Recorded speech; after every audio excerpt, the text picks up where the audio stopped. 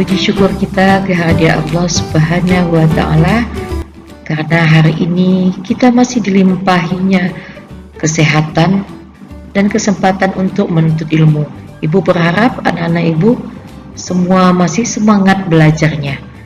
Baiklah, di semester genap ini kita akan memasuki materi yang bab keempat dengan tema keberagaman suku, agama, ras, dan antar golongan dalam bingkai Bhinneka Tunggal Ika.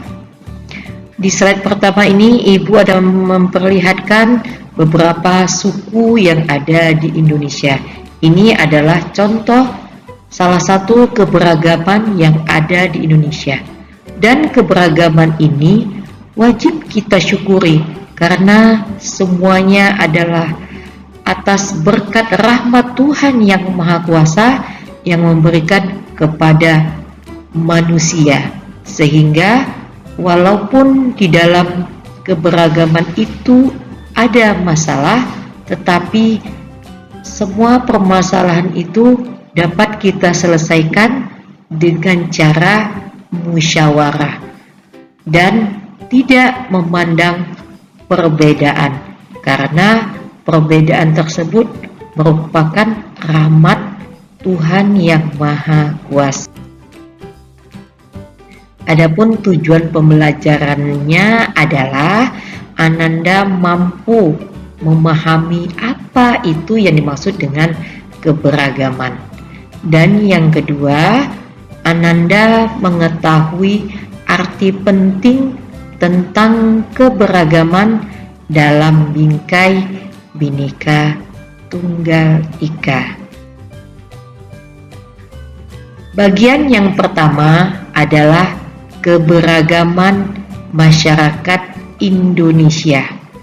Keberagaman yang ada di gambar ini kita saling menghormati dan menghargai.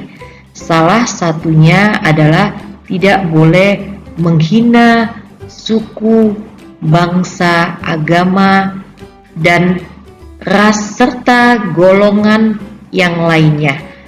Karena semua itu merupakan rahmat yang diberikan Tuhan kepada kita. Walaupun kita berbeda bentuk muka, warna kulit, itu merupakan keunikan yang ada pada setiap orang. Kemudian manusia yang satu dengan manusia yang lain pasti memiliki kelebihan dan kekurangannya masing-masing, sehingga antara satu dengan yang lainnya saling melengkapi. Contoh keberagaman yang ibu lihatkan di sini adalah, ini dia ya nak ya, gambar bunga. Di sini beraneka ragam bunga.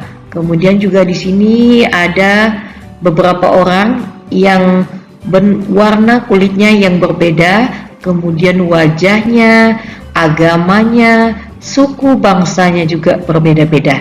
Jadi dari beberapa keterangan yang ibu sampaikan tadi, diambillah kesimpulan keberagaman adalah suatu kondisi masyarakat Indonesia yang memiliki perbedaan suku, agama, ras, dan antar golongan.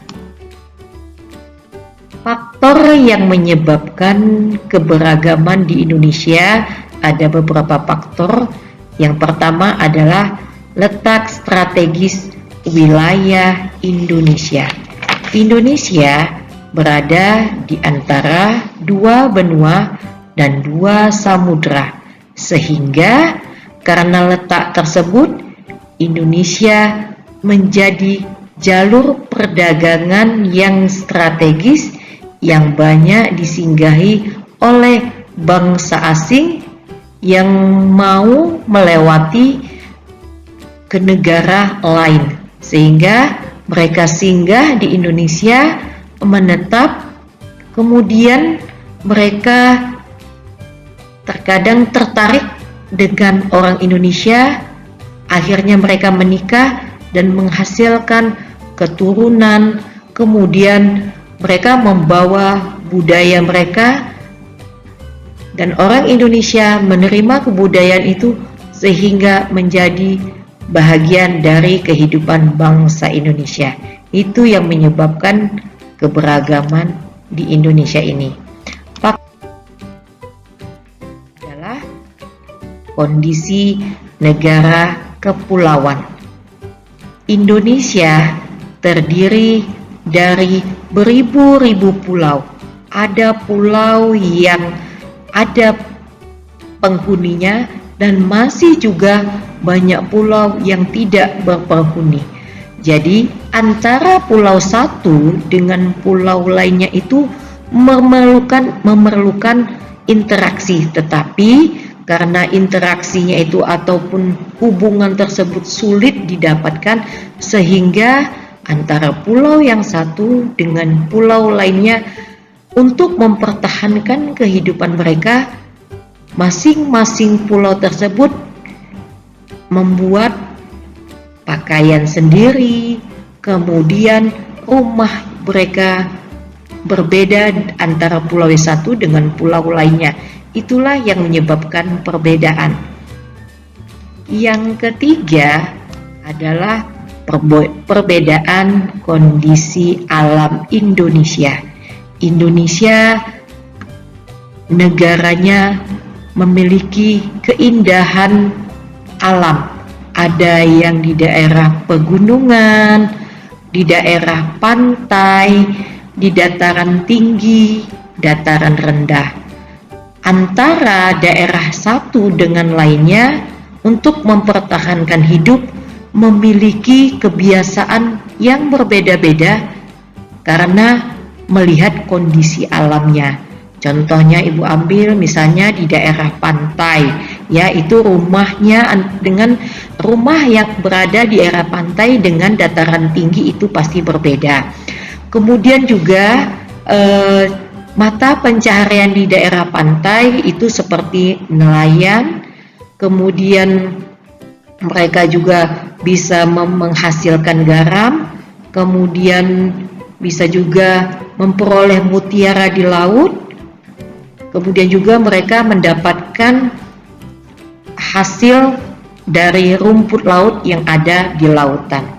Berbeda dengan yang di daerah pegunungan, itu kebanyakan mereka menghasilkan makanan berupa sayuran-sayuran, kemudian mereka juga memiliki keindahan alam dan udara yang sejuk, sehingga mereka membuat pakaian itu banyak yang pakainya yang tebal-tebal karena mereka berada di kondisi alam yang cuacanya lebih identik dengan dingin. Begitu juga dengan di pantai, ya nak.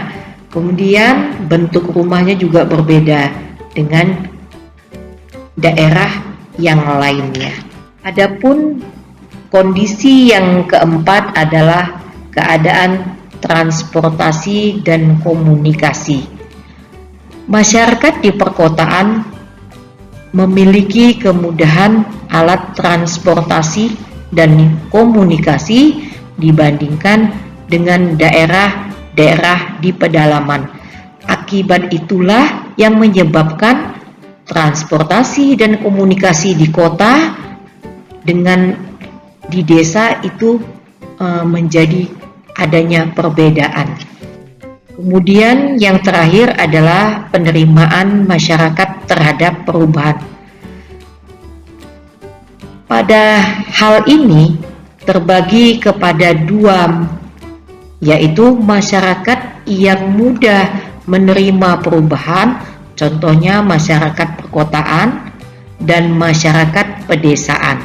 Masyarakat pedesaan itu masih ada sebagian yang sulit menerima perubahan dan juga ada juga yang mau menerima perubahan. Contohnya masyarakat pedalaman, mereka tidak mau menerima perubahan karena mereka khawatir apabila mereka mau menerima perubahan, maka tradisi mereka yang lama itu akan hilang dari peradaban mereka. Ya, Demikianlah materi ini Ibu sampaikan. Mudah-mudahan apa yang Ibu sampaikan dapat bermanfaat bagi Ananda semua. Akhirnya di slide terakhir ini Ibu ada memberikan 3 latihan kepada anak-anak Ibu semua. Latihan ini ditulis di buku latihan PPKN. Terima kasih. Assalamualaikum warahmatullahi wabarakatuh.